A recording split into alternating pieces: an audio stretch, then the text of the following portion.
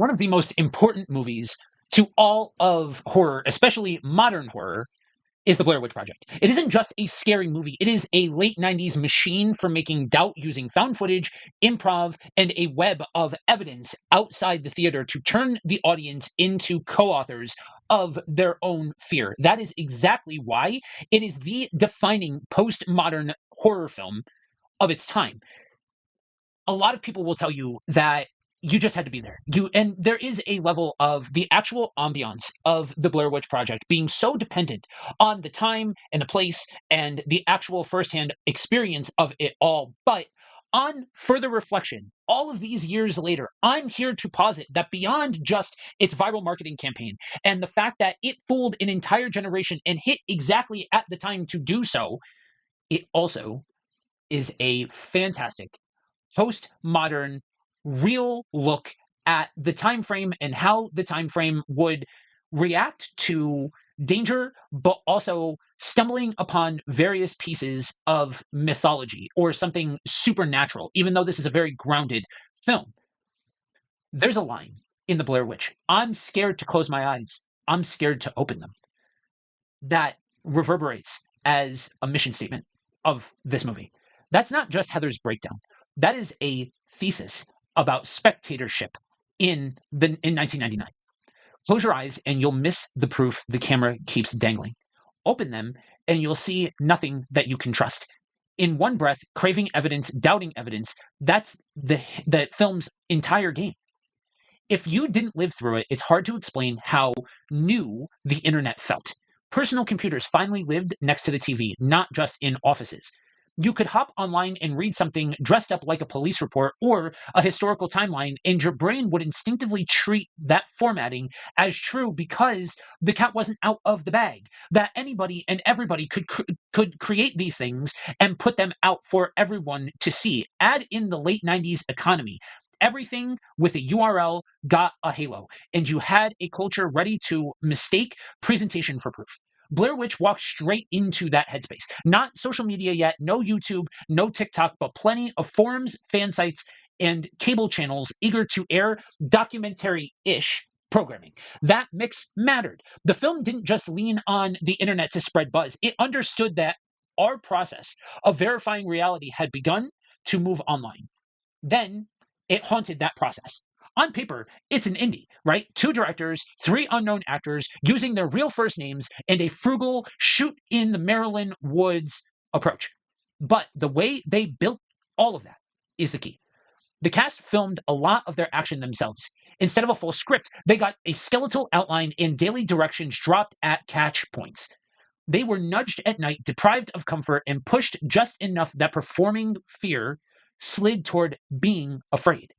It reads like a campfire legend. It plays like organized chaos. And then there's the other half you didn't get in theaters. The website that looked like a case file, the missing person posters that bled into real streets, the mock documentary on cable airing with a straight face. None of that was a detachable ad campaign. It was the story's scaffolding. People didn't just watch Blair Witch, they chased it across platforms, trying to resolve the ambiguity. The movie became a scavenger hunt. Postmodern can sound like a seminar fog, right? Here it is refreshingly simple. The film is suspicious of single truths, obsessed with how reality gets mediated by images, and happy to leave you with a not instead of a bow. Blair Witch bakes that stance into every single choice. No view from out of nowhere. There's no omniscient camera to settle the facts. We get partial footage, dead batteries, and a confused chronology. We know exactly as much as the characters, which is to say, never enough. The camera is a character. Heather's insistence on filming is a philosophy. If we capture it, we control it. Mike's fury at the camera is a counterbelief. Throw it away, and maybe we'll live. The device mediating reality becomes the thing people fight about.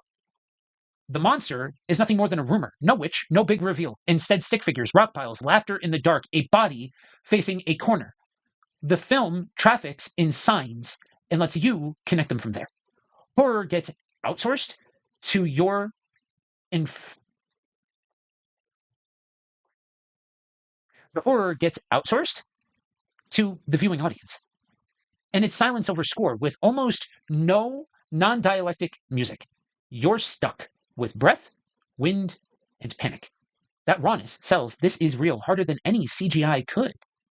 The performances don't feel written because, in large part, they weren't.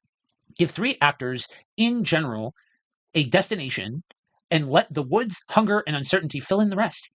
And you get conversations that meander, tempers that flare for petty reasons, and an anxiety curve that doesn't look like a screenwriter's beat sheet. Psychologically, you can watch certain patterns start to bloom. Catastrophic thinking. Every twig snap becomes a thesis statement on doom. Safety behaviors, filming and refilming, rechecking the map, clinging to rituals to ward off chaos, coping strategies that quietly make things worse.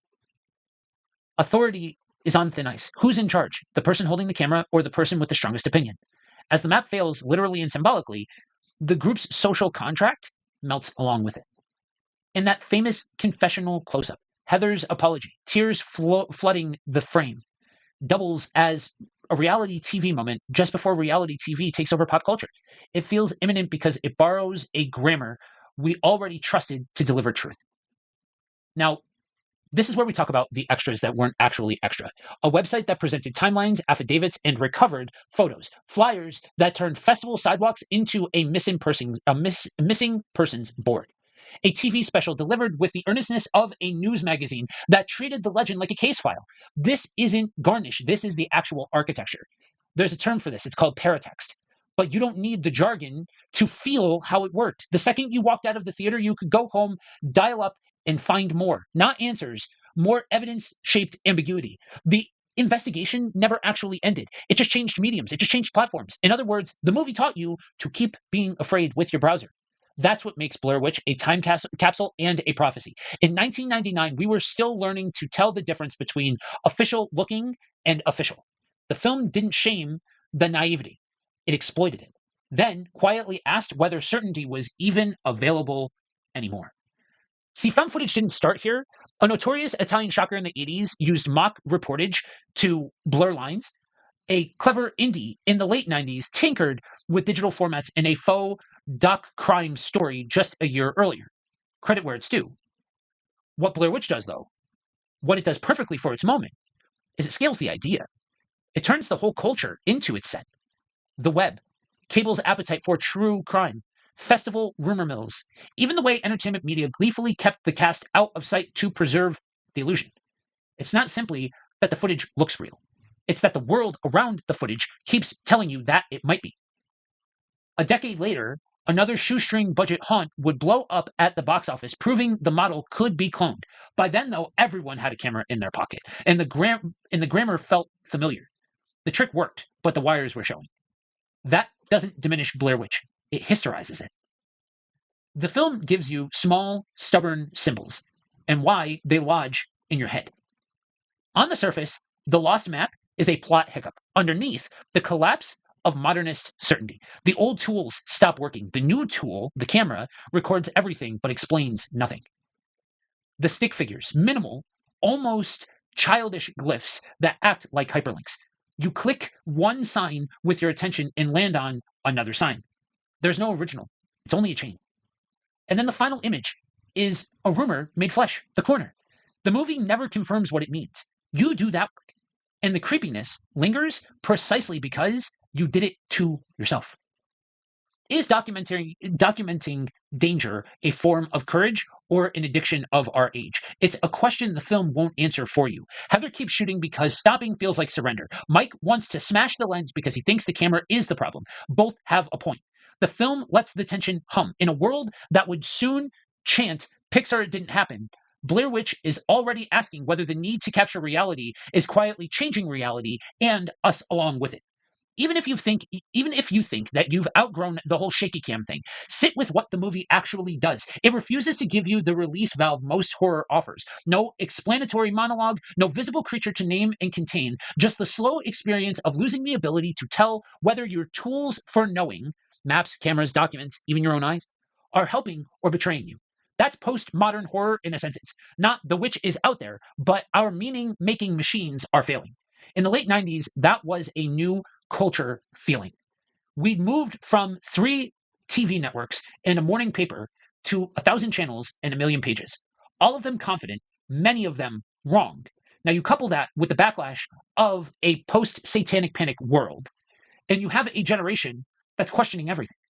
The Blair Witch caught that anxiety the moment it crystallized and turned into a format that you could sit with, yell at, and then go home to look up in the dark. Because it's a design and not a fluke, the found footage form traps you inside partial perspectives. The improv keeps the panic messy and human. The paratext trains you to keep investigating instead of calming down. Released exactly when the internet made looking it up a new reflex, the film uses that reflex as its ultimate scare. You walk out with more questions than answers. And that is the master stroke. Places to go to keep those questions alive. That's why it became a phenomenon. It didn't merely market a movie. It captured a generation. It rewired how the movie cinematic world worked. It didn't just withhold a monster, it outsourced dread to you. It didn't just mirror the culture, it used the culture's new channels to perform the haunting. And it's why that closing shot, someone standing face to the corner, no catharsis in sight, still has teeth today. The film denies comfort of a reveal, then hands you the tools to know how to use a camera, a rumor, a link. In a way, Blair Witch never actually ends.